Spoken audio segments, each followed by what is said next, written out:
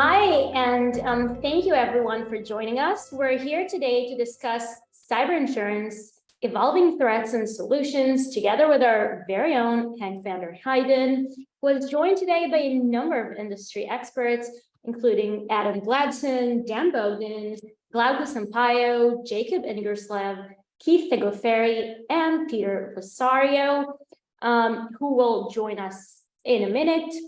We'll start our webinar with a brief introduction from Hank van der Heijden, and then our panelists will each get the chance to briefly introduce themselves. Afterwards, we'll get into a bit of a deeper discussion on everything related to cyber insurance, threats, and solutions. And as usual, if you have any questions throughout the discussion, feel free to drop them in the Q&A section below. Now we have an impressive lineup of panelists, and I'm excited to have them introduce themselves. But first, a few words from our very own Hank. Hi, Hank. Thanks, Moran, and thanks everybody for joining around the world. Good morning, good afternoon, good evening, good night, wherever you are. We're thrilled to have so many of you joining us today. I'm also thrilled with, the experienced panel and leaders. Thank you very much for joining us. Let me first give a little introduction about myself and what I'm doing at Hub. So I'm Hank, 58 years old, as you can see from my gray hair. I'm based in the Netherlands, out of Rotterdam, my home office. We have our Amsterdam office, which is our corporate office. I'm about 37 years in IT and the last 25 years in cybersecurity in various global and local Europe roles. And I've worked with CISO, CIOs, and executive leaderships to help them solve the ongoing cybersecurity challenges, which, only recently we call cybersecurity. We used to call that information security in the past, but what's in a word? I'm currently the VP and head of cybersecurity division at Hub Security, and we help organizations with assessing their risks and offering a confidential compute environment to mitigate those risks in certain key areas, as well as helping them whenever an incident arises. We have a global data forensics and incident response team to help our clients to deal with any ongoing activity in case something happens. Again, we have an amazing forum of experienced leaders. I'm looking forward to a very interesting chat. The topic is extremely interesting to me and to the audience. And I'm hoping to get some tangible info and provide some help to the audience today. And with that, over to you, Moran. Thank you, Hank. I'm so glad you could be here with us today. And now I'd like to take a few minutes to do a quick introduction round, starting with you, Adam. Can you share with our listeners a bit about yourself and your field of expertise? Sure. Thanks, Moran. Thanks, Hank. Pleasure to be here. Good morning, evening, afternoon to everyone. So Adam Gladsden, I head up the Cyber Solutions Business Unit at Swiss Re.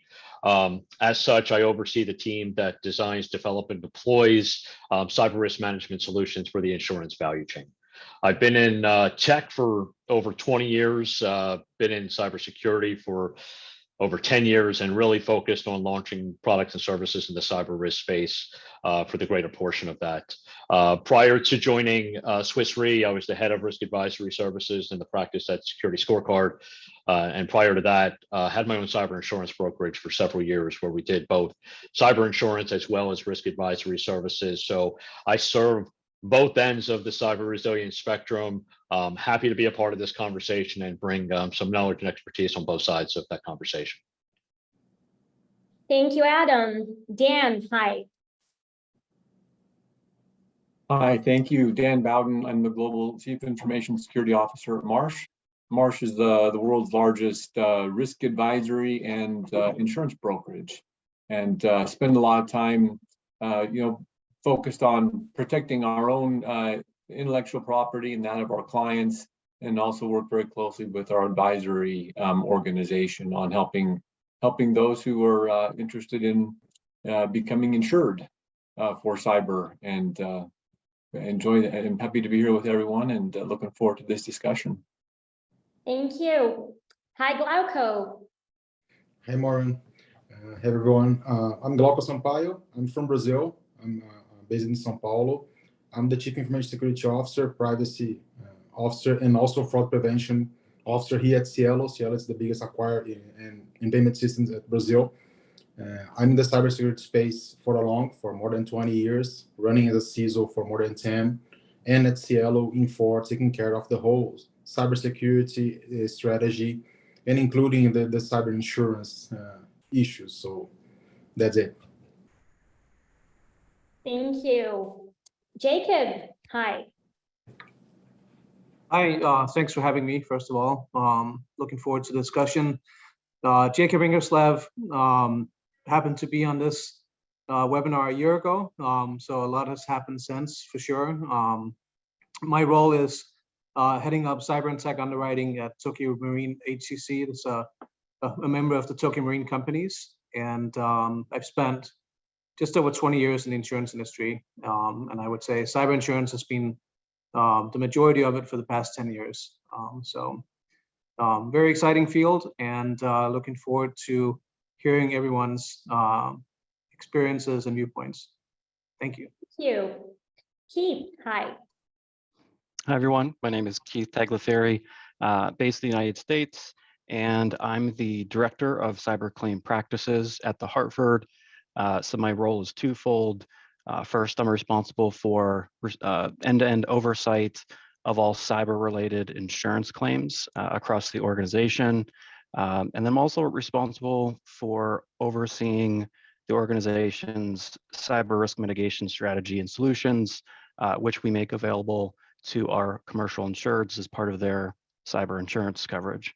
And so in addition to the past several years in the cyber insurance industry, I also come from about 20 years of overall cyber defense and cyber operations background, where I previously led large security teams in collecting cyber threat intelligence, defending both large and small organizations from cyber attacks, and then, of course, responding to cyber attacks in the form of incident response and computer forensic investigations. Thank you. Okay, so we're going to divide today's event into 3 topics: market and technology overview, challenges and risks, and solutions and approaches. Our first topic is a brief overview of the market and technology. Adam, what's the current state of the cyber insurance market, and what can we expect in the year ahead? Yeah, thanks, Moran. For those of you, and especially Jacob, who was on here a year ago, probably talking about the hardened market conditions that exist. And while still prevalent, we're seeing a little bit of a softening of the market. You're seeing some stabilization of premiums. You're seeing better control points from the underwriters. You're seeing the results of tightened coverage over the last year or two. So with that, there is a stabilization of pricing, and cyber losses seem to be coming down. So, I mean, that is the good news. The cyber insurance market value is looking somewhere around 13 billion in 2022. They're expecting that to get upwards of 17 for this year. And they're still looking at an annual growth rate, a compounded annual growth rate of about 25, 26%, which gets us close to about 85 billion by 2030. What all that means with those numbers is that there's obviously still big expectations around the potential for cyber insurance in this market, and we are still nascent in and of that. So there are some positive signs and signals that we are turning a corner, but really kind of underneath all of that, a lot more looms when you think about what kind of lies ahead. So the higher the demand still sits, supply is starting to open up with capacity. ILS players are coming into this space, so there are alternative capital markets. But what kind of sits behind all this?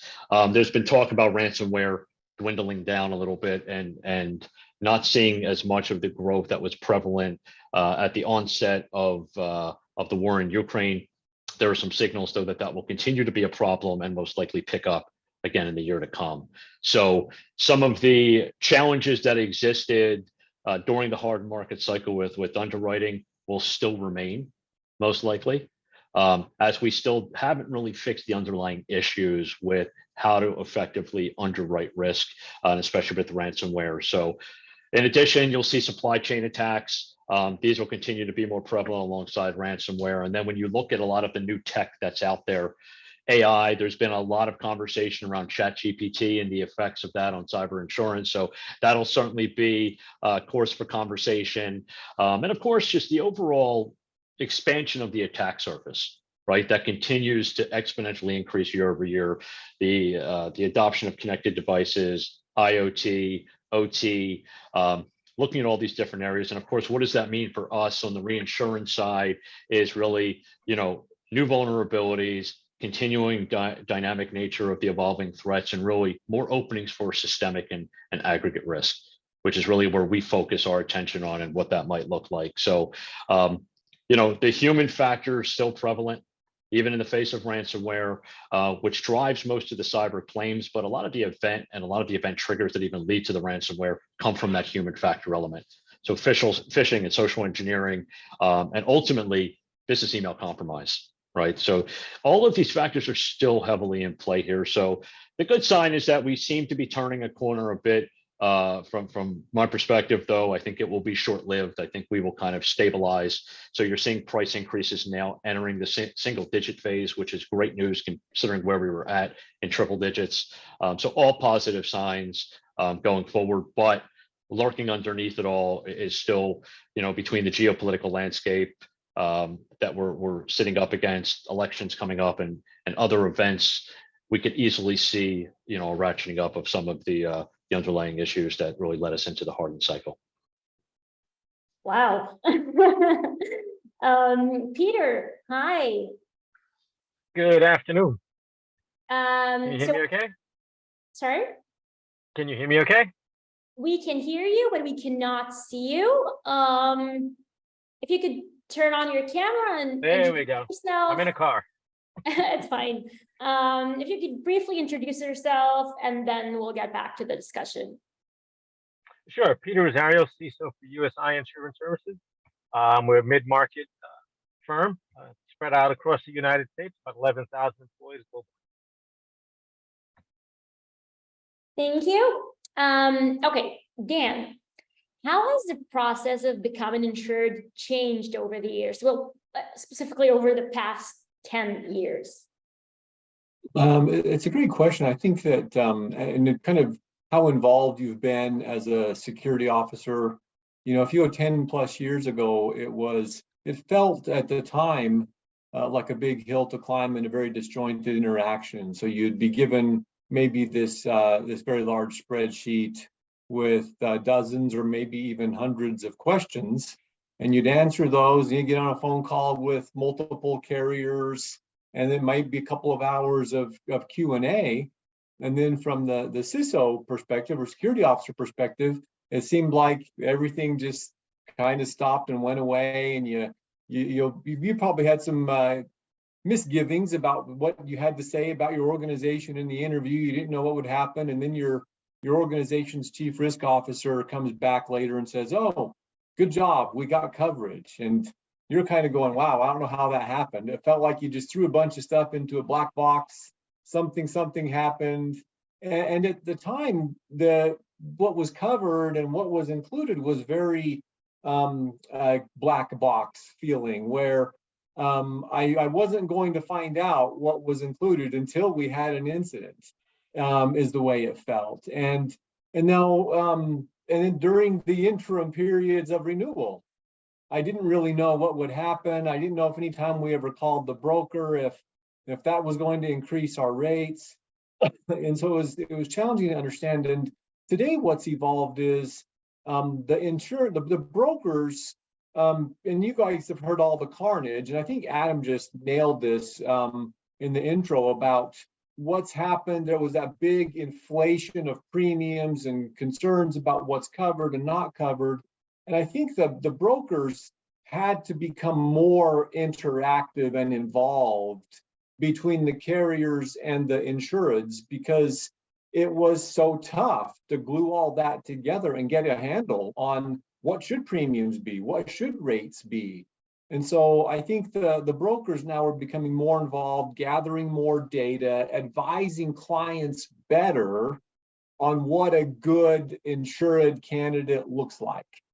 And so I think that's helping, it was Adam mentioned, helping kind of bring a little bit of stabilizing into the rates for premiums, and also the insurers are just providing more ongoing during that year or two of coverage. Can you improve? Can you deploy that control? Can you improve this control? And trying to help organizations be better and more informed about what they get. Hey, maybe you get a free cyber incident tabletop exercise out of this. You should do that. Take advantage of those things. Don't be shy about it. But I think that interaction of now as a CISO, you're given more tools to use, and I think that's been a huge difference that's happened from my experience 10 plus years ago when I did my very first call with a bunch of carriers. So. Well, yeah, in 2021, ransomware, for example, ransomware attacks accounted for 75% of all cyber insurance claims. So insurance companies reduced their cyber insurance coverage and raised their premiums. So it constantly changes. And maybe we're heading towards calculating premiums according to how secure you are. Mm-hmm. Okay, so now I would like to ask you, Keith. I just mentioned ransomware, but is that still one of the most common types of cyber attacks, or it has changed? What are the most common types of cyber attacks businesses face today? And what carriers tend to see in cyber insurance claims? Yeah, so, as we talk about a hard market or a soft market and sort of premiums being raised and limits on insurance being lowered and those things, the most common levers of those obviously are the attacks that we're seeing and the risk posed to the businesses that are being insured. And it's been interesting the past year or two. There's been a lot of things that have remained exactly the same, and then there's been some things that have changed as it relates to the threat landscape. I think some of these have been kind of mentioned already as it relates to the market trends. But as far as things that have remained the same from a claim perspective and sort of threat landscape perspective, the types of attacks and sort of the ultimate goal or sort of the payload of the attacks really generally comes down to three attack types, right? It's going to result in either a ransomware attack, a business email compromise, scam, or data breach. There are, of course, other resulting types of attacks out there. Those tend to be anomalous. Those tend to be a little bit kind of pushed into a category that I always kind of call other. If it's not ransomware, BEC, or data breach, it goes into this bucket of other because there's so many other different factors. But when you're looking at the frequency of cyber attacks and what are the most common ones that we're seeing, and also severity in terms of if you're going to have an incident that affects your business and it's going to cause a high amount of loss or business interruption to obviously to your business, it's most likely going to be one of those three, and that's the way it's been for several years now. What's changed the past year or two has been a little bit more in terms of the proportion between those three of what we're seeing. So several years ago, I think everyone would recognize that data breaches were sort of, that's what was in the news. That's what the threat actors were focusing on quite a bit. And that's where a lot of the loss and severity was coming from. It was from these, especially these mega large data breaches. Then things started to 2018, 2018 into 2019 started to move into ransomware, and we continue to see ransomware kind of ramping up and sort of spiking all the way up into 2021. But as someone mentioned earlier, we really saw a drop in ransomware last year.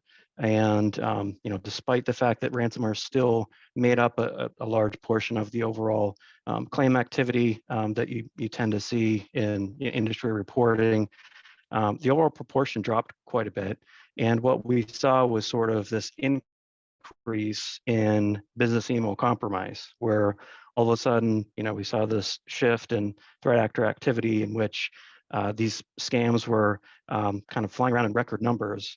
And business email compromise, generally just a simple approach from the bad guys in tricking someone within, generally accounts payable, and paying an invoice or paying a vendor to a fraudulent account, or can sort of be reversed the other way around in some cases. And there's a lot of different types of spins and different approaches that the bad guys use as it relates to those types of attacks. But usually just social engineering attacks is what they are in most cases. But we certainly saw a shift over to business email compromise, and now sort of industry-wide starting to see a bit of a ramp up again around ransomware.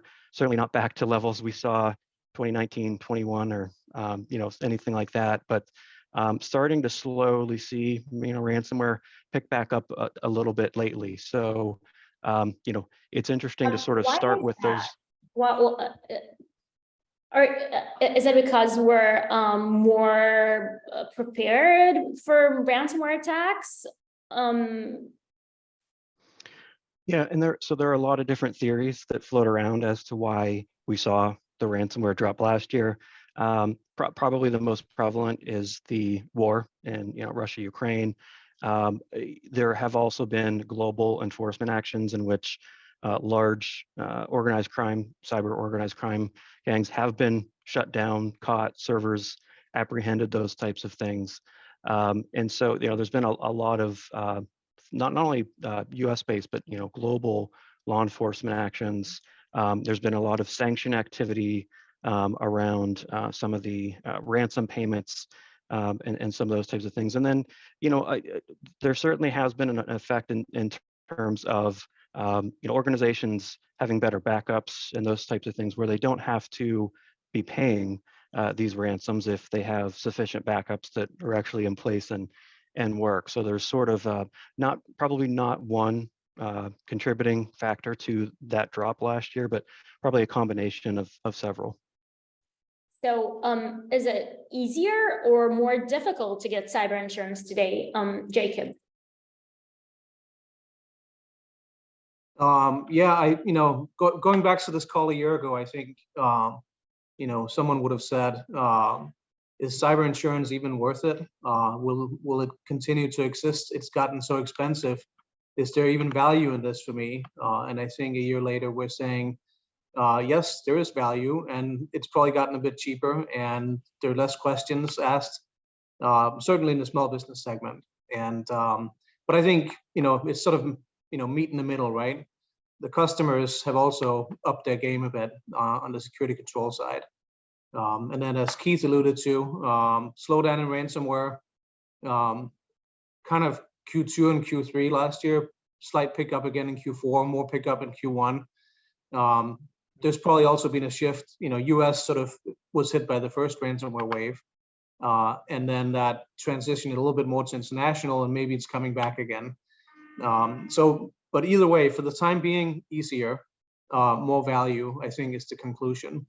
And as part of that, seeing that value, I think insurers have also upped their game in offering more than just a policy. Sort of in a short way of saying it, helping insureds better mitigate the risk of a loss, or when a loss happens, helping them recover more quickly by having competent incident response firms handle the recovery process.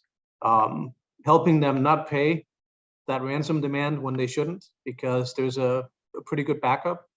And even if the threat actors said they stole, a bunch of information and they're going to leak it, if they don't pay up, well, you should really still not pay up. So I think we've seen a drop in payments relative to extortion demands because of that. So I think there's a positive story all the way around. Of course, we have to look at being curious. We have to look at first, what's the positive story for us? And the positive story was that the cyber insurance market dropped to about a 45% loss ratio in 2022. At least if you believe the Fitch and Dowling reports and other reports that aggregate that sort of information. And it's fairly accurate. Most insurers have to report the cyber premiums and loss figures to something called the NAIC. So we have a pretty good insight into how we're doing and how everyone else is doing. So I think, it's worth underscoring all of this just fits into the usual patterns of insurance. It's not unique to cyber. All insurance lines of business go through soft and hard markets. And actually, cyber has kind of followed what was generally a hard market in the last 3 to 4 years, but in a more extreme way, we can say. I don't think other lines of business saw rate increases or price increases at 100%.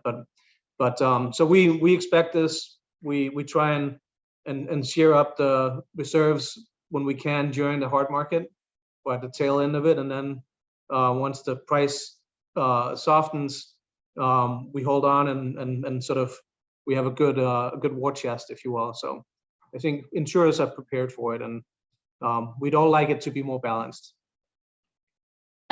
We have a question from the audience. Insuring cyber products is basically insuring a digital product.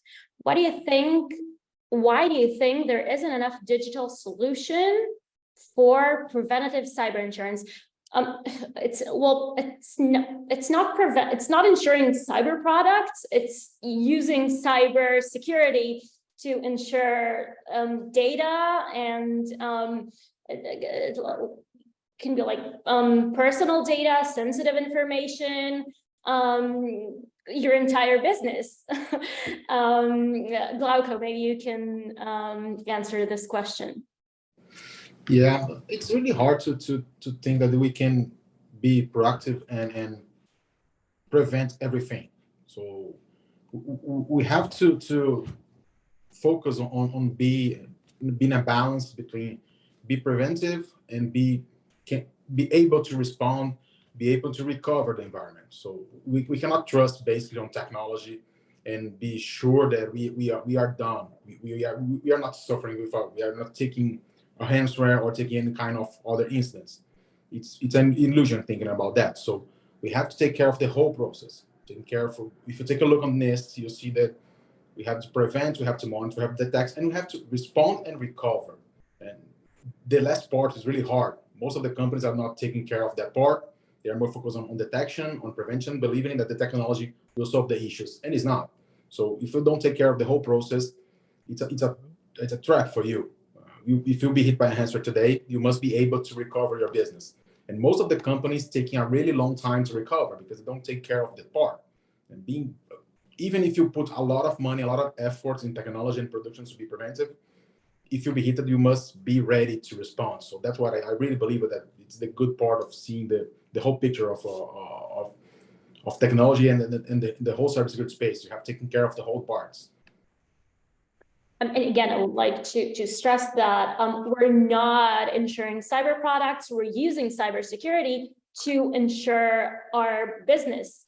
It's like, yeah, it's like having regular insurance. Only you can get hit by a cyber attack as much as you can get hit by a burglar. Yeah, for sure. Well, and it's even worse for critical infrastructure and maybe like healthcare organizations, education that can hurt all of us. Henk, which sectors are suffering most from cyber attacks, and what does that mean for insurance? Yeah, let me give a little bit of a European perspective also here, because I think probably the only European in this panel at the moment. And it was mentioned already earlier that I think it was Adam that said, you know, the geopolitical climate currently in Europe is causing a lot of damage. Yeah, so we see a lot of bad things happening. I must also say that there's a lot of positives being aired in this call about, you know, we've come a long way from last year to now, but I see a lot of issues still that, you know, my customers are struggling with. For instance, one event that has come back, in my opinion, quite dramatically is the distributed denial of service attacks.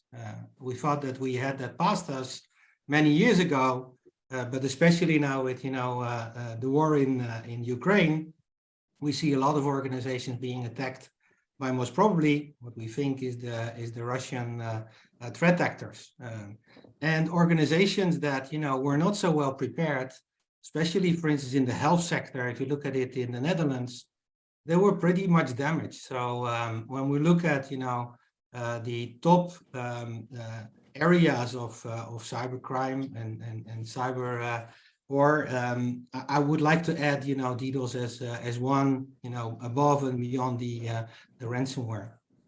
Another one that is playing besides the geopolitical factors is, you know, continued increase of regulatory compliance. So, for instance, the EU has adopted a new regulation that now has to be implemented in the next 2 years in the EU member states called NIS2, in which also, you know, board is going to be held liable and responsible, you know, for damage and cyber attacks, etc. Beyond the insurance. I don't think they can get away with insurance anymore. So that is another factor that is playing heavily in the field here in Europe. And as I started, the complexity of, you know, the cyber environment is constantly evolving still. Yeah, our business owners and marketeers, they constantly develop new ideas. Now with ChatGPT and all that stuff coming also on board, is making it even harder, you know, to control and assess the risks in a consistent manner, and, you know, in a I would say continuous manner, because getting a cyber insurance maybe for a year is nice, but what, you know, if 2 days later we make some changes to the environment and all of a sudden, you know, we open up big doors. What happens to your organization and what happens also for your cyber insurance. So those are a few, I think, area specific, because I can speak primarily or from my experience from a European perspective, that I think are playing in the field at the moment.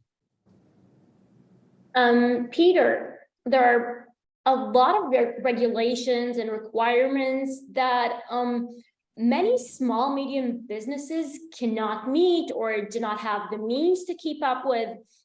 How can we help? I think it was covered just previously, right? We see a lot more proactivity from the broker side of the community. At USI, we've got a whole complete analytic panel that we offer services to small and medium-sized businesses, right? And that was brought up. The application has changed, right? It's morphed into different areas, and we've got to help the clients meet whatever it is that they need to meet today. So if you're missing specific tools, if they're missing specific policies, we put them in touch with the right entities, partners that we've joined with to help them get over those hurdles and roadblocks, so that way they can get a policy to meet the needs of the carrier, so we can insure them. We have another question from the audience. Where do you see the role of insurance companies in active risk controls as part of insurance policies? Who would like to answer this question? I can jump in there, Moran, and everyone else can offer their perspectives as well. You know, we'll talk about this in a little bit, but the convergence between cybersecurity as an industry and cyber insurance, looking at public and private sector, and the collaboration and interactions are extremely important. And what was interesting in doing a lot of the research when we're developing products and services, even at Swiss Re, and looking at the small, mid-sized companies, one of the important elements that came out was the sentiment of small, mid-sized companies feeling that it should be insurance's responsibility, right? That if you're going to impose more controls on us, you should do more to be monitoring and helping us out to be compliant with those controls, help us close that insurability gap, right? And so I think as an industry, it is incumbent upon us to play a larger role in that. Now, how to do so and the implementation of that, of course, is much more difficult.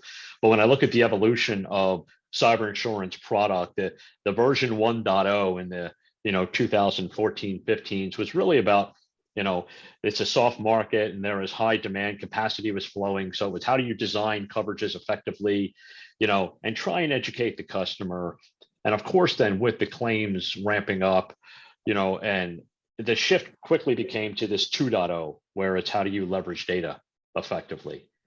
The 3.0 and the evolution of where we want to get to is really that marriage and alignment of continuous underwriting with continuous monitoring, right? And how to align them.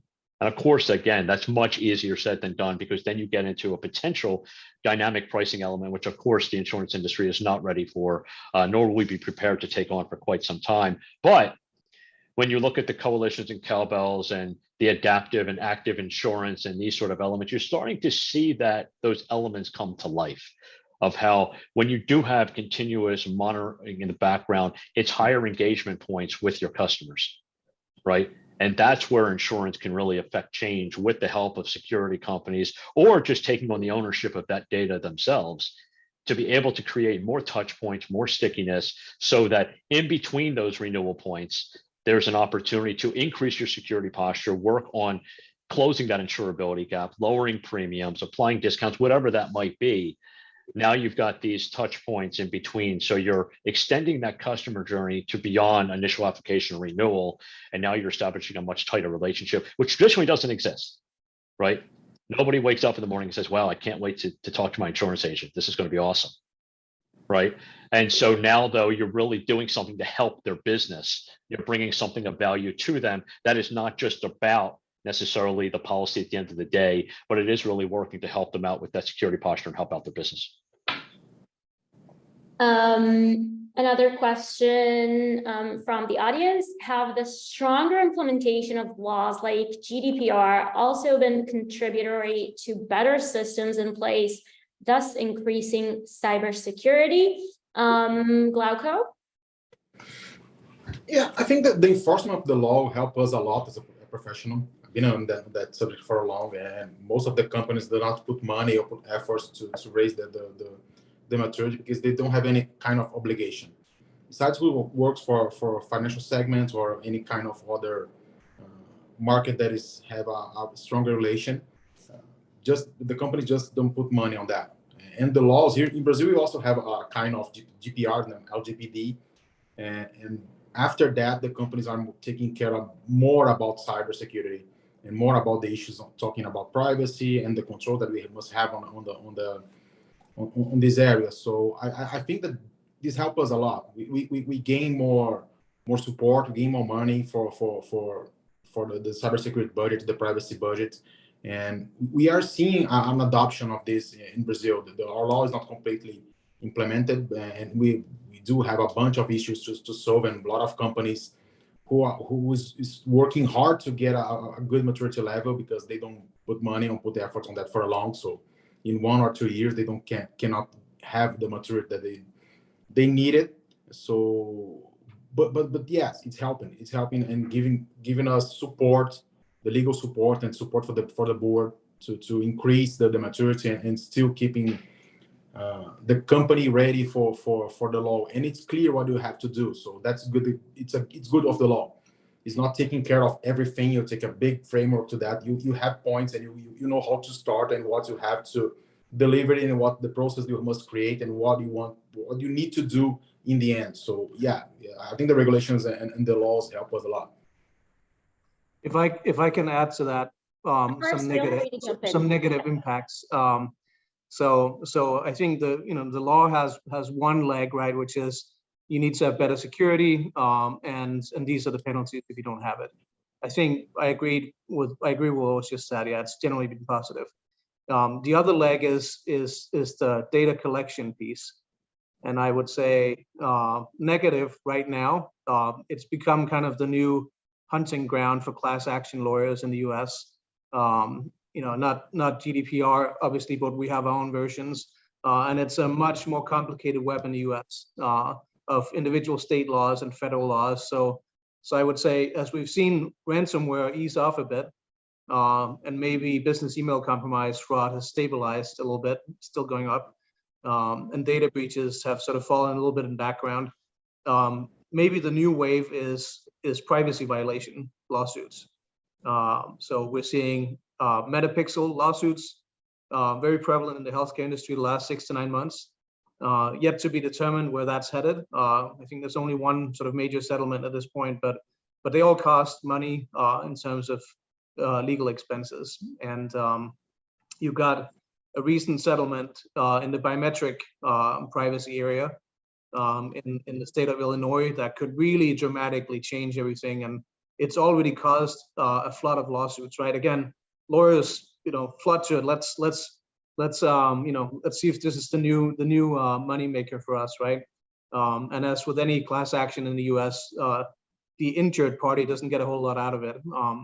The thousands of people that join a class get a few dollars each. So I think that's something the cyber insurance industry kind of has to make a decision on. It's inconsistent, excluded, partially excluded, covered, underwriting to it, and that piece is really difficult. Figuring out it's you have to go back to the application form approach, which is never ideal. There's no silver bullet technology that can help you determine who's collecting what in an automated way. So I think that's one of the challenges that lie ahead. Somewhat unique to certain industries, but as I was just doing a tour of new office space the other day, all these office buildings were highlighting how amazing it was. You could scan your fingerprint as an access control mechanism, and I'm like, I wouldn't do that if I were you. So you'd say that there are more uninsurable sectors than others. Maybe Keith could also jump in.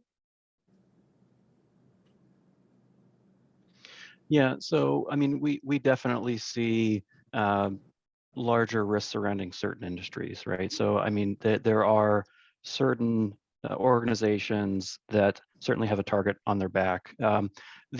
I will say though, the threat actors are very opportunistic, right? So as much as we like to think that cyber criminals are out there specifically, intentionally always targeting healthcare companies, financial institutions, critical infrastructure, the reality is the majority of them are just looking for a way into a network and looking to make profit, right? They're just looking to make money. So there is this concept out there of remote access brokers, right? Where you have literally cyber criminals out there who are selling access to businesses.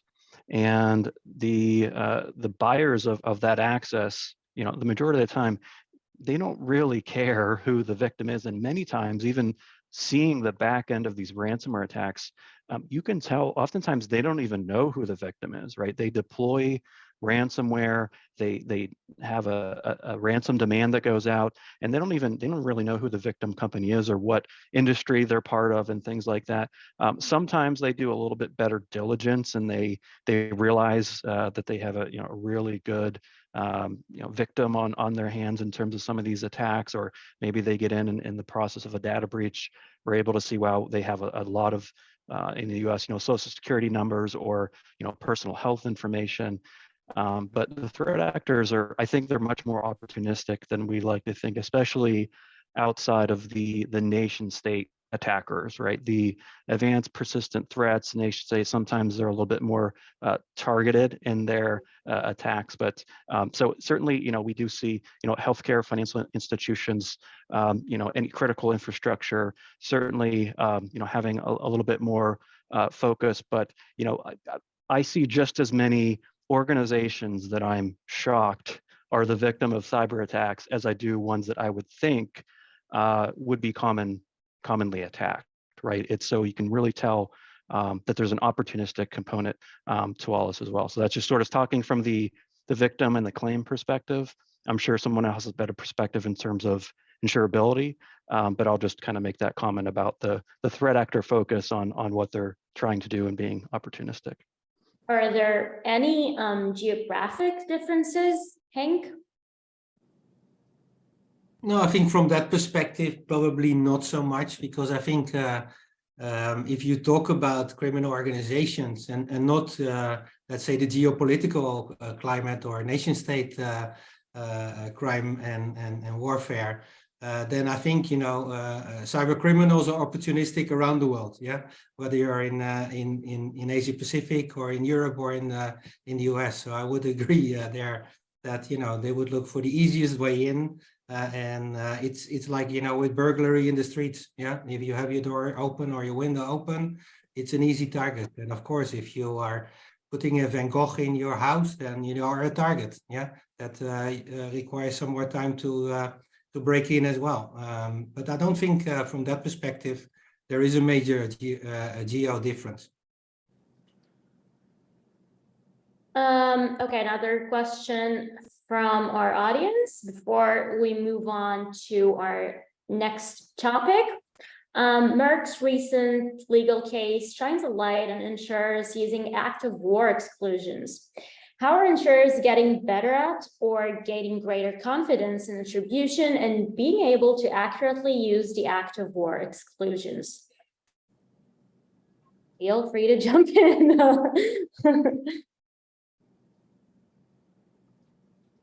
Dan. I'll take a swing, and I'll caveat this, that this is Dan's opinion, not maybe not that of my my employer. I think that this is a tricky one. One, I don't know that the insurers aren't necessarily during the incident response.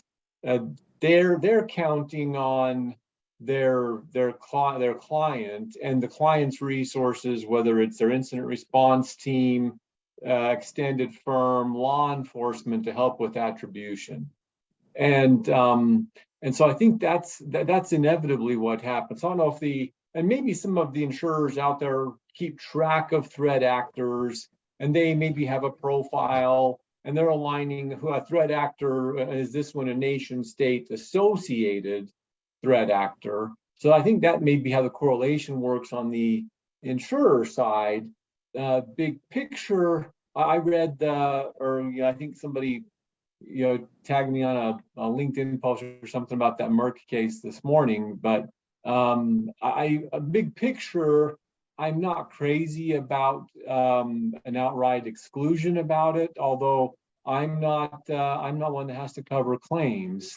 So that's, but I understand the insurers may be having some stipulations and limitations on things, but in other world of insurance otherwise, insurers really only get a plain kind of bailout if it's something unusual. So like a flood, if the government declares a disaster, then there's help given to the victims of the flood and the insurance companies to cover things.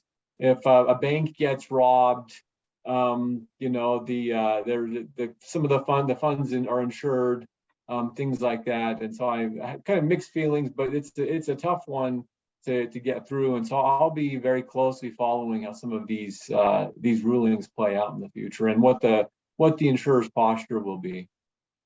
You mentioned incident response teams. Are they focused on getting the organization back up and running, or simply reducing costs to the insurer? That's also a question from our audience.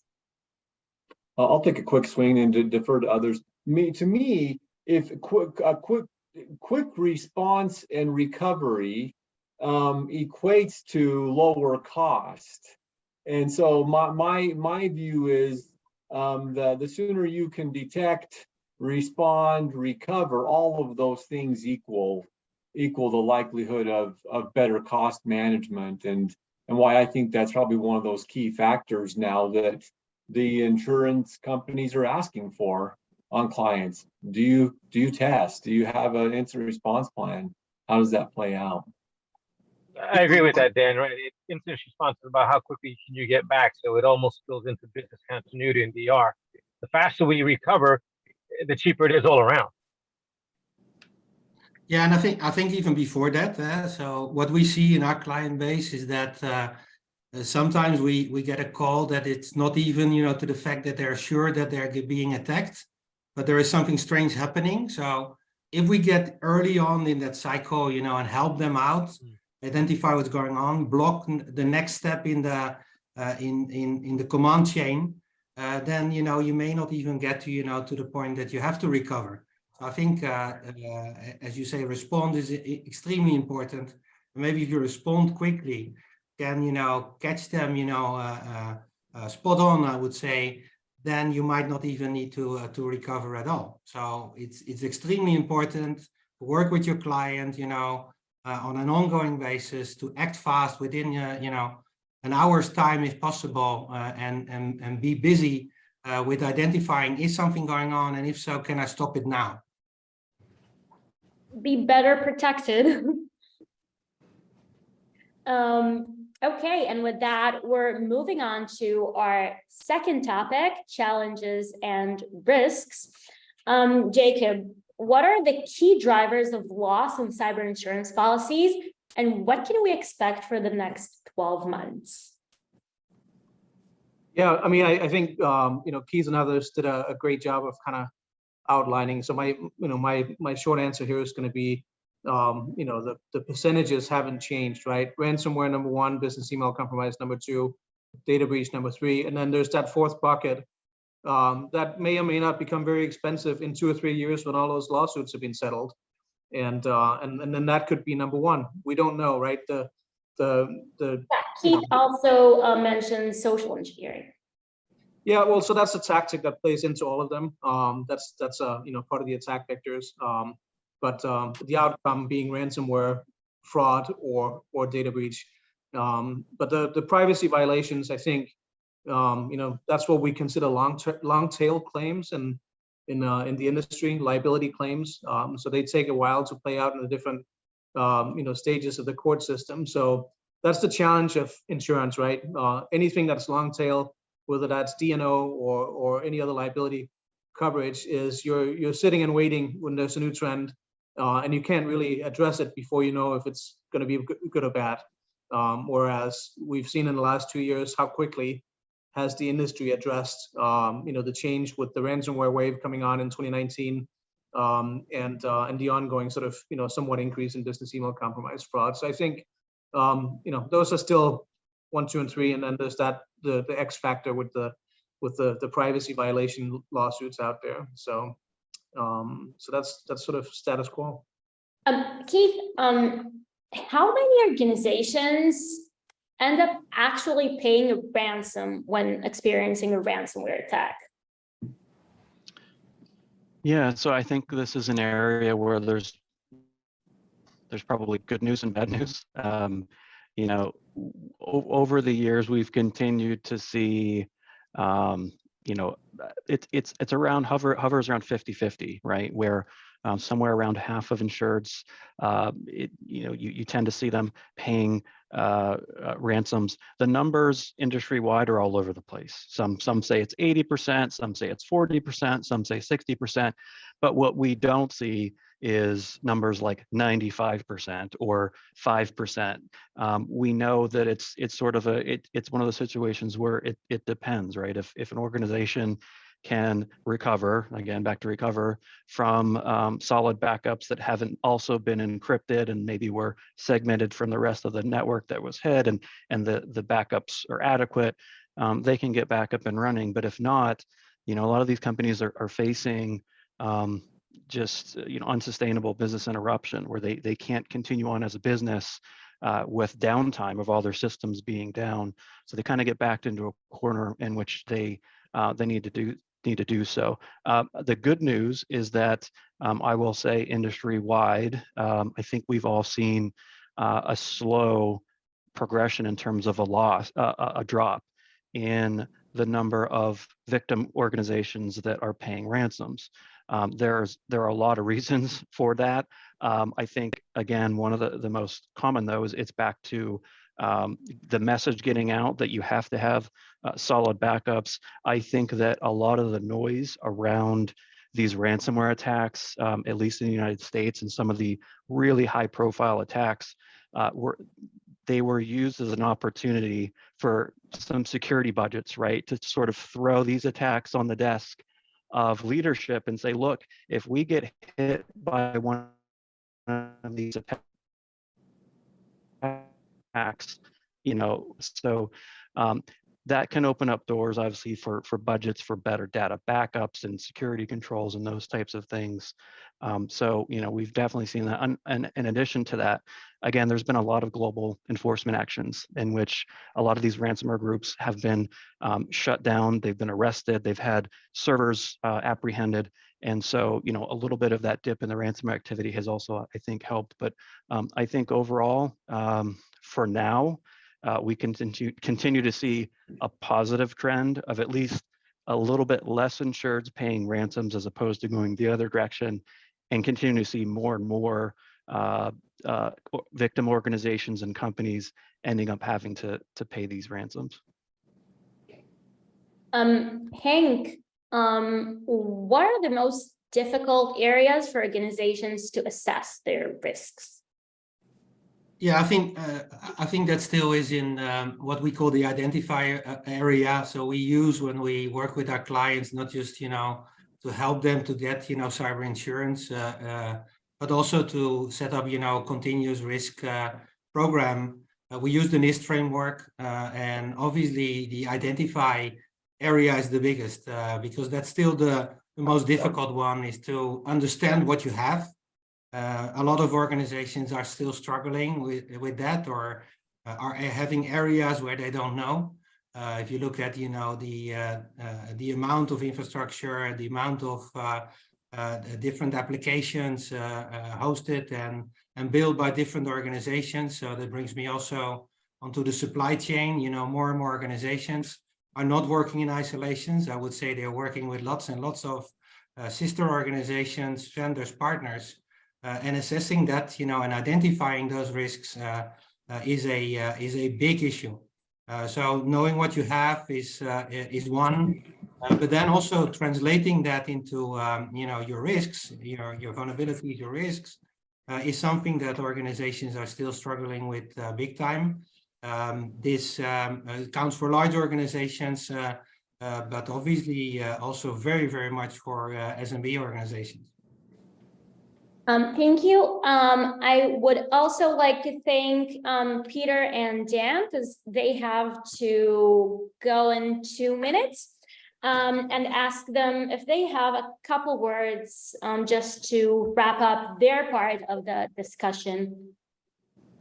I only just quick note, please always get engaged with your insurance broker and carriers to find out what are the key things to have in place and how you can improve. It's better sometimes you're a little shy about wanting to call your insurance company and talk, but I think long run, it can help you a lot, if you will. I agree with that, Dan. Yeah, the more you involve your broker, because being at a brokerage firm, right, the team that sells our cyber liability policies, they'll come to me often to see what's going on in the street. Tell me what you're seeing. What are the other CISOs talking about? So we collaborate a lot. So yeah, talk to your brokers, man, because we're trying to keep our pulse on what's going on so we can help you guys, the clients. Absolutely. Thank you. Thank you, Dan. Thank you, Peter. Unfortunately, we didn't have much time with you, but we really enjoyed every second of it. And moving on to our next question, Keith. How have ransomware attacks and tactics changed over time? Yeah, so it's been interesting to watch, and many years ago, I was on the other side of this in terms of watching individual consumers being hit with ransomware attacks, right? And that's really where I originally saw it, and I was trying to help individual consumers who were the victims of these types of attacks. And it's been amazing to see, ransomware attacks that were targeted toward individual consumers' computers for $400, $500 to now we're seeing, 5-digit ransom demands against global corporations and even in the public sector, right? So we've come a long way over the past few years, and not surprisingly, but over kind of the shorter term, the back to sort of some of the drops in the ransomware activity due to some of the global law enforcement actions and some of the different approaches that global law enforcement has taken, and because of the prominence of better backups and those types of things, the ransomware threat actors had to find a way to balance that out with their revenues, right? And one of the approaches that we've continued to see are higher ransom demands, right? So there's sort of a shift, right? So as the frequency and the prevalence of these attacks is high, the ransomware threat actors don't really have to charge as much per ransom demand, right? They can have a high frequency of these attacks at a much lower profitability per attack. If they're only able to sort of get away with one or two or a handful of successful ransomware attacks, then obviously if they want to make the same amount of money, they need to increase the demands. And I think that's really what we've seen. And a lot of the industry reporting out there can show this, right? There are graphs that are showing average ransom demand going back, from 2019, 2020, and how it has just completely spiked all the way up through and including last year, in terms of the initial ransom demand that these threat actors are making. On the flip side of that, there's been a lot more flexibility, I think, over the years in terms of, these initial ransom demands can be negotiated. And that's why it's so important to, back to incident response, hiring the right firms, or making sure you have the right firms already that you haven't engaged with to pull in when you experience a ransomware attack, because the right firms can negotiate with threat actors, and we see, average anywhere from 60 to 80% drop from a initial ransom demand to a final payment. So a lot of companies out there, they think, okay, I got hit with a $500,000 ransom demand. Let's do it, right? Pay them. Let's get this done. Whereas they could really be paying a fraction of that. So that's something that's really been important and to offset that. The other sort of area of desperation in terms of these ransomware attacks has been, the threat actors trying to find ways to further entice the victim companies to pay, right? So they have to be much more creative. It used to be lock up a company's systems and they're probably going to pay. Well, for some of the reasons we've all mentioned in terms of why companies are not paying, the threat actors have had to find other more creative ways. So they've moved toward this concept of double extortion or triple extortion, right? Where they'll use one strategy, which is locking up all your systems. And then I think we talked about earlier, they'll also couple that with a data breach, where they'll take all of your sensitive information, information about your customers, your employees, your intellectual property, and they'll say, hey, even if you don't want to pay us for the locking up of your systems, if you do not pay us, we will post all this private information from your company publicly. So either way, you better pay up, right? And then back to Hank's point about DDoS, there's this triple extortion now, where some of these threat actors are now saying, if you don't pay me for locking up your systems and leaking your data, we're going to hit you with a DDoS attack, and we'll just take out your website, and you're going to be out of business anyways for a few days while your website's down. So, it's really backs a lot of these companies into a corner in terms of really trying to figure out whether to pay or not pay. Someone said earlier, there's certainly times when you definitely shouldn't pay, and especially around some of the data breach portions of ransomware attacks. But either way, I think that's really what we've seen is there's been a lot of creativity around these ransomware attacks, going from, again, what used to be a very simple consumer target-based ransomware attack. Now we're all the way to these multiple extortion tactic types of attacks these days. Glauco, I think you're the perfect person to answer this question from the audience. How do you demonstrate to your insurer that the cybersecurity tools and processes you have are adequate? And how can this be measured? Yeah, this is a challenge not to show just to the insurer, but to show to the company, to the board, and that's where they all are talking with us about that. And in my experience here at the insurers, they made assessments. They're using tools like Security Scorecard, BitSights, and other ones that measure our external maturity. And they made assessments. They made conversations with us. So we have to be ready to show them what we are doing internally, our plan, our goals, what we are achieving on the next side. We have to create this type of report to show them, to show to the board all the time. So we have, but you have to create some kind of pattern to not create some mess or change every presentation or every time that someone will have to show to someone your maturity level in a different way. So you have to have a standard using a framework, a pattern like NIST or ISO or whatever you want to use. Use one, choose one, and go with them for long, because you have to create this pattern and if you do that, you'll be able to show them that your maturity is growing. That's what we're working for. And it's hard to have this conversation not with the insurer but with the board, and mixing both, because we are showing them the maturity is growing, yeah, but the premiums of the cyber insurance is growing also. So why? That's the question that we're facing a lot when we mix both of them. But I really think that they have tools to show to measure us in a really good perspective, using the assessments and using the tools of the risk tools to measure external policies that have they give us a really good perspective of your maturity. But you have to be ready to show them your plan, show your metrics, how do you measure, and the indicators that you can show to the board, to the insurer.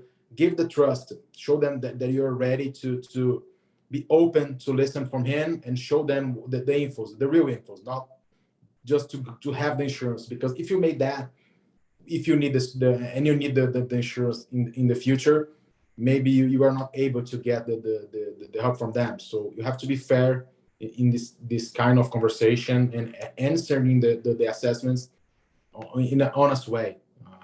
So I think that there is a good approach to have this conversation.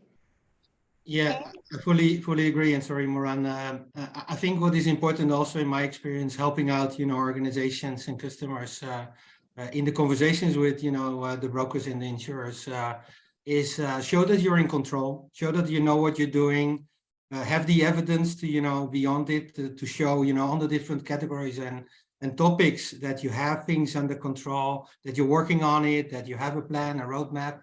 And I think if you can do that, and it's with like, any other assessment, I would say, then you can get a great rating. And with a great rating, you get, a low premium, hopefully.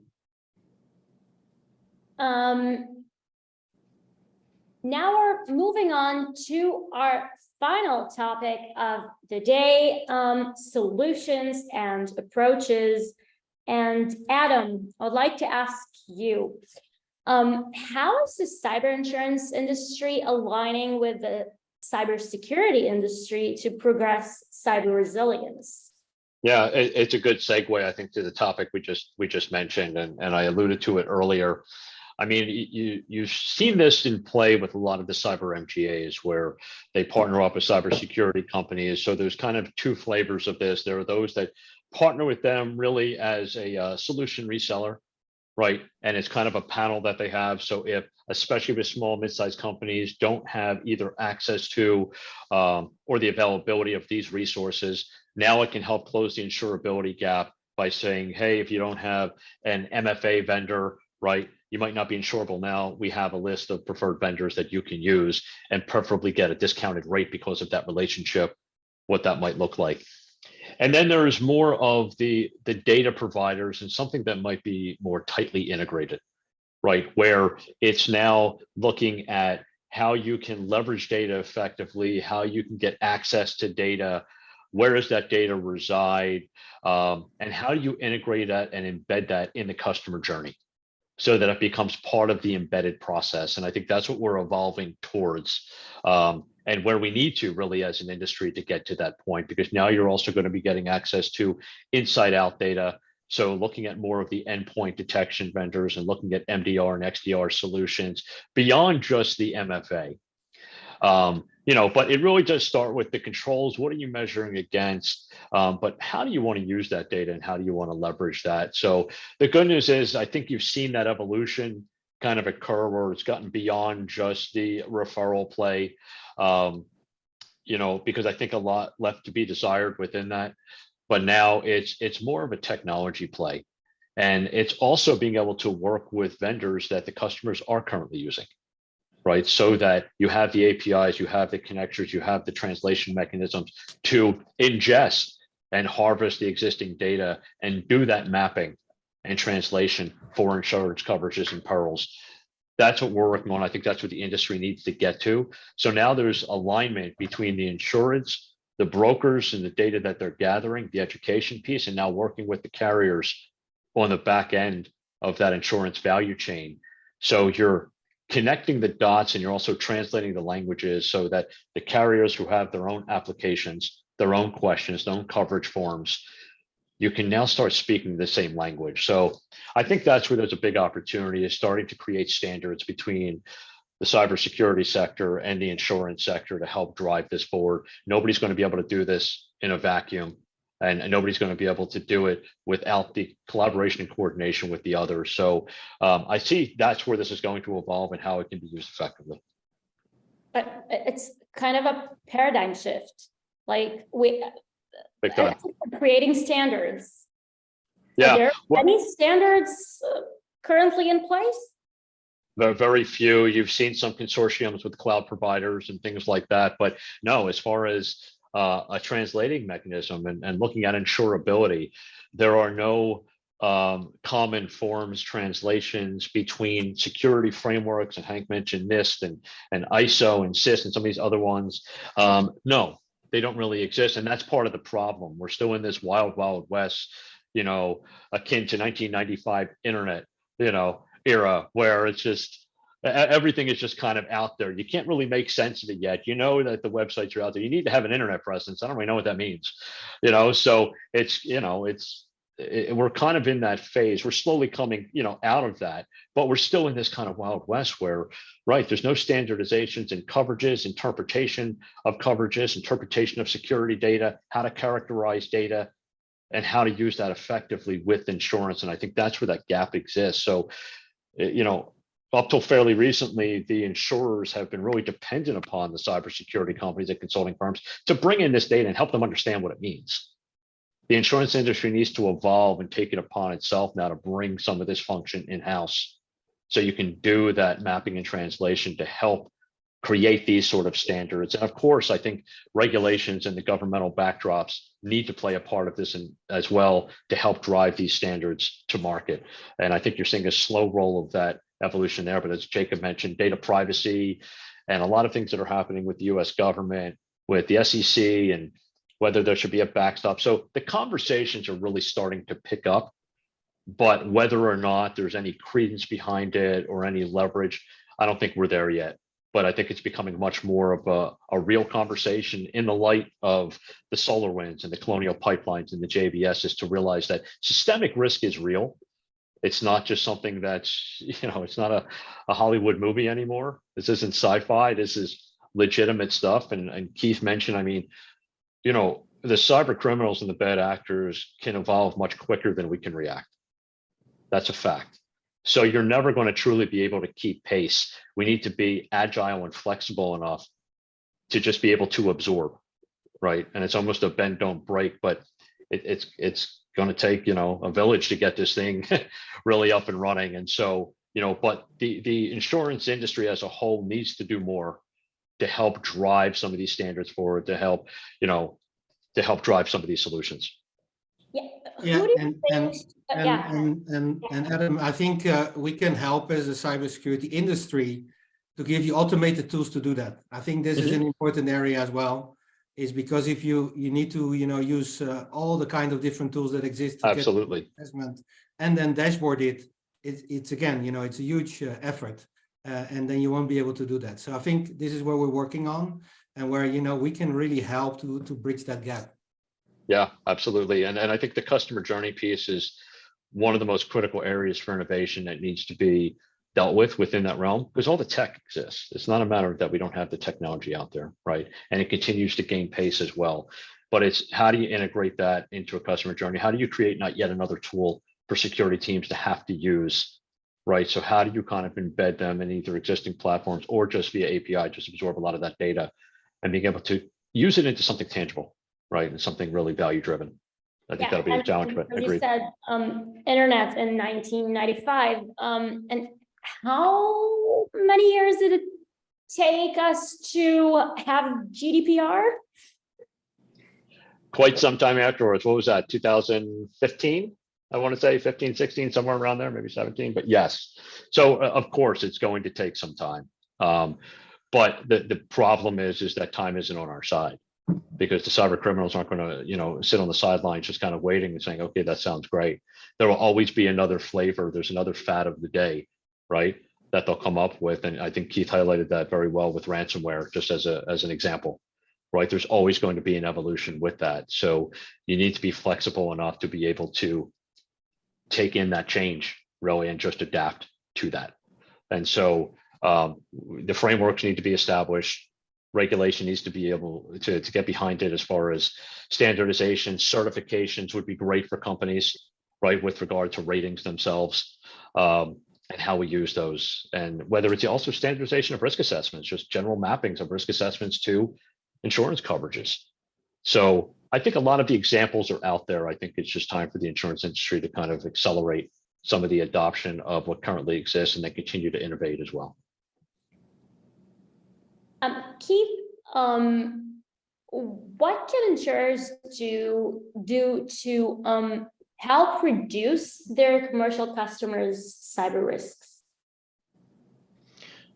Yeah, and I think Adam, covered some of these, but I think one area that carriers can help a lot is, I think back to kind of the very beginning, and when we were talking about what are the most common types of attacks. We're talking about ransomware, data breach, business email compromise, and then also identifying what are the most common attack vectors that these cyber criminals are using for these attacks, right? Because individual companies, they often don't know that information, right? They're just one company. Their perspective is completely limited to any attacks that they've experienced, and so depending on the perspectives of any of the security firms that they're working with, and depending on their carrier, can be very helpful in highlighting. So for example, we tend to see with ransomware, right? There's really only 3 attack vectors that we see that are extremely prevalent, and everything sort of is an afterthought. So we see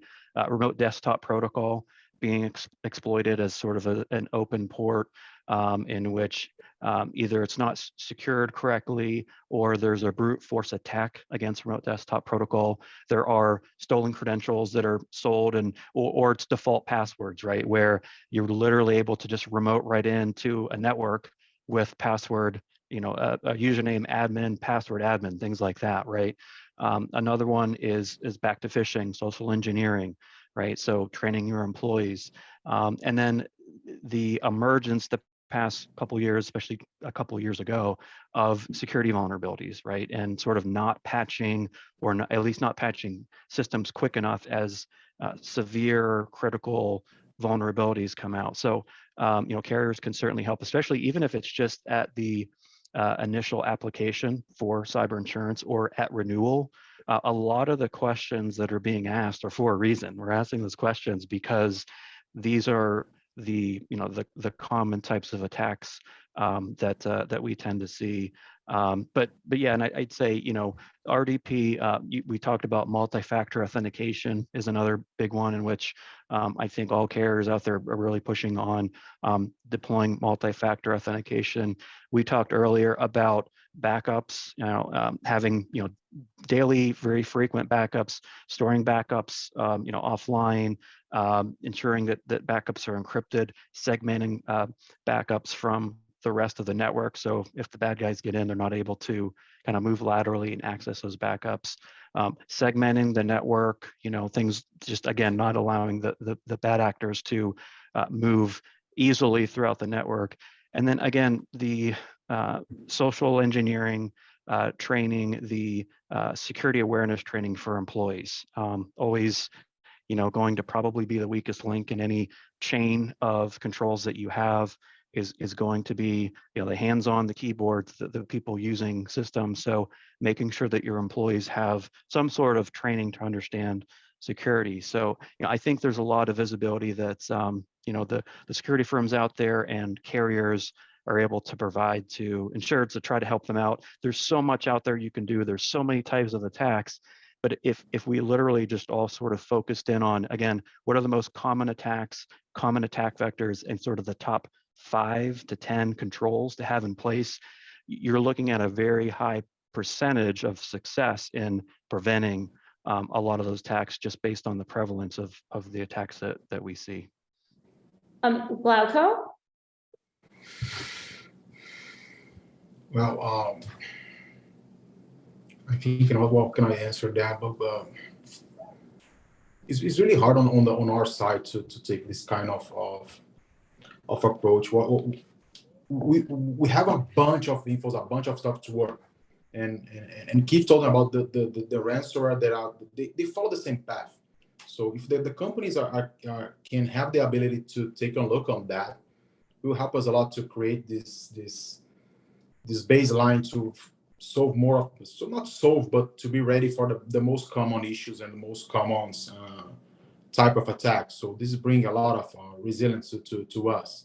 But most of the companies don't have this kind of information. They try to implement all the MITRE attack prevention for everything, the market defense. So it's kind of big. So you must choose the battles that you must face. You must understand from your business, understand your infrastructure, the real crown jewels for you, and apply the controls on that. So, but starting a point where that is more tangible than doing everything. So I really don't believe on that. I believe that you must choose the battles and choose what you're able to do to bring value to the business. So this is a really good path for us, and I talk about this along with a friend. So it's not a battle that we can implement everything. So we have to trust in something, trust in good partners. There has a bunch of companies in the market that can help us to give this view, give this information, and help us to apply that on our environment. A question from our audience. Most of the mid-sized businesses have a very static insurance policy underwritten at the beginning of the policy year. So what would be material changes that they should inform the insurers immediately?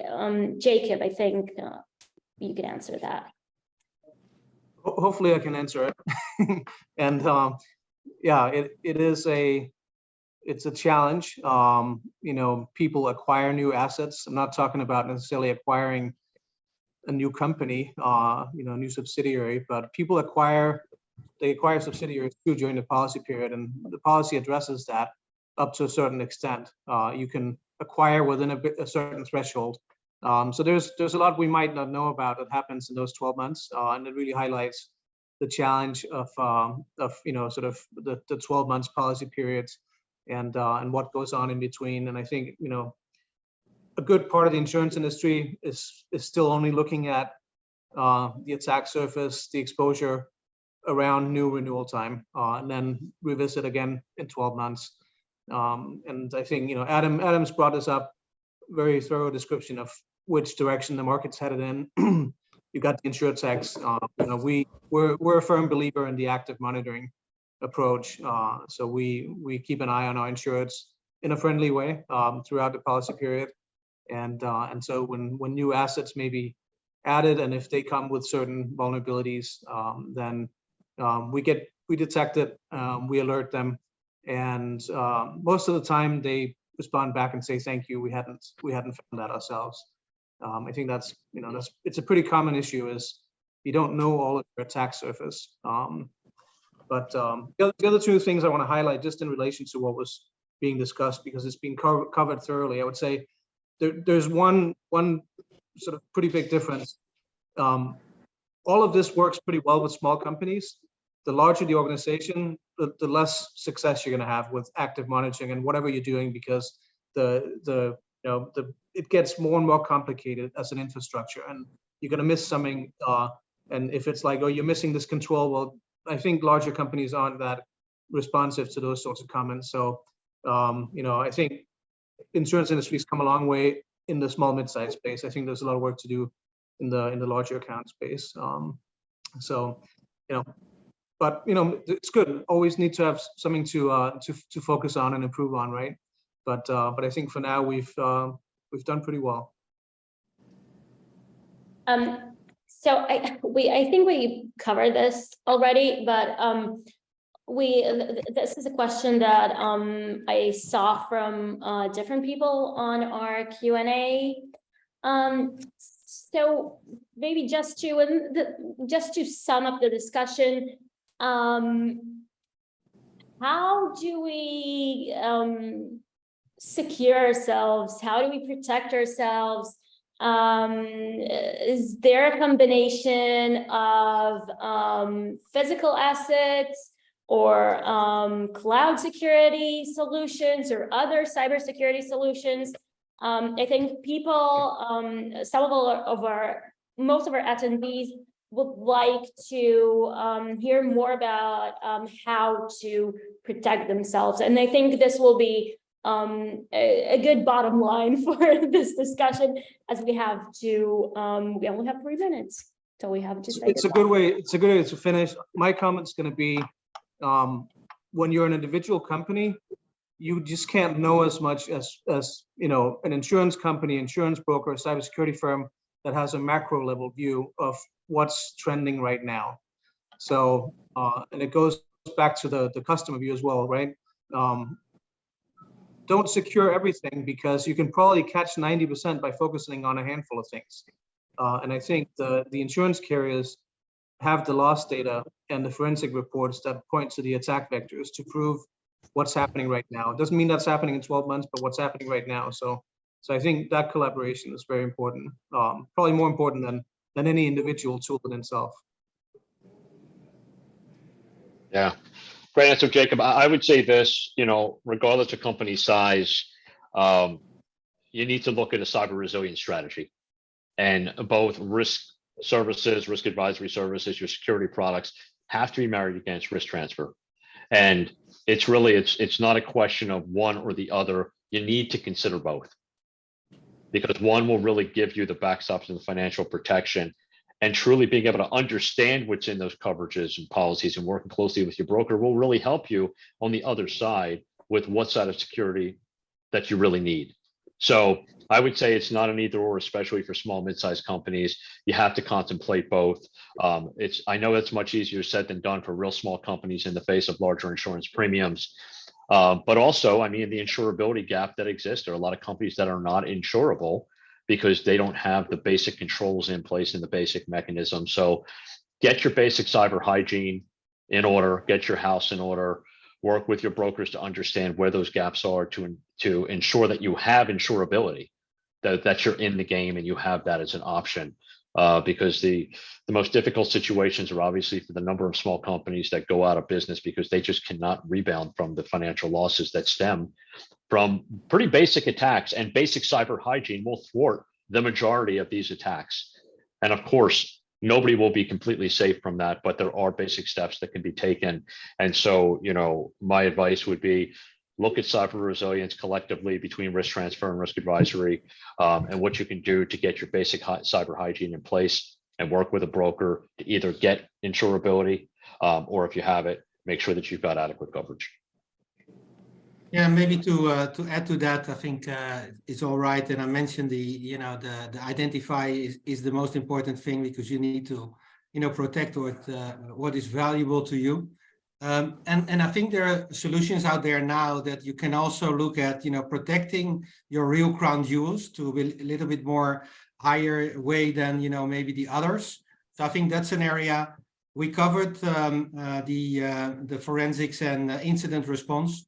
It's extremely important to have that, ready for you and an ongoing basis.